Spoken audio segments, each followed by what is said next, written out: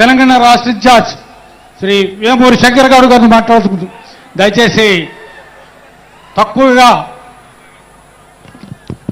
1.5-2 నిమిషాలు అందరూ కూడా టైం దయచేసి.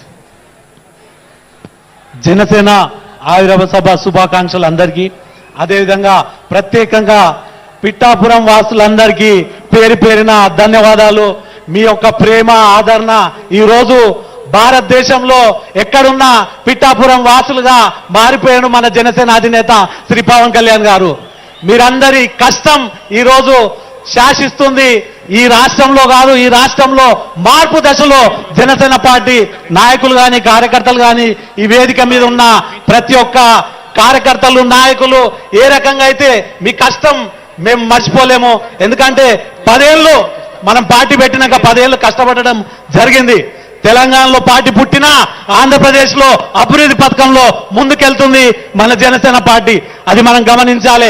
మన అధినేత శ్రీ పవన్ కళ్యాణ్ గారు నాలాంటి వారిని ఎంతో మందిని తయారు చేసి ఈ వేదిక మీద కూర్చోబెట్టగలిగిన పార్టీ ఏకైక పార్టీ మన జనసేన పార్టీ అని మరొకసారి తెలియజేస్తూ, అదేవిధంగా అనేక సమస్యలు అనేక కుట్రలు మన నేత మీద జరిగినాయి.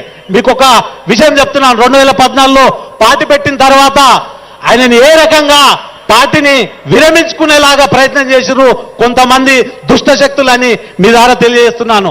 ఆయన అనేక కష్టాలు పడి ఈరోజు ఈ పార్టీని నడిపించుకుంటూ ఈ స్థాయికి తీసుకురావడంలో మన నేత జనసేన అధినేత శ్రీ పవన్ కళ్యాణ్ గారికి మరొకసారి ధన్యవాదాలు తెలియజేస్తున్నాను.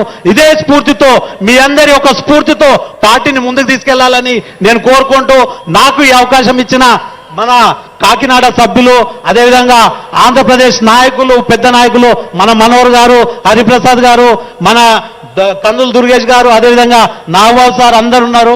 పేరు పేరున ధన్యవాదాలు తెలియజేస్తున్నా. అదేవిధంగా మా మనోహర్ గారికి నేను ఒక తెలియజేస్తున్నాను.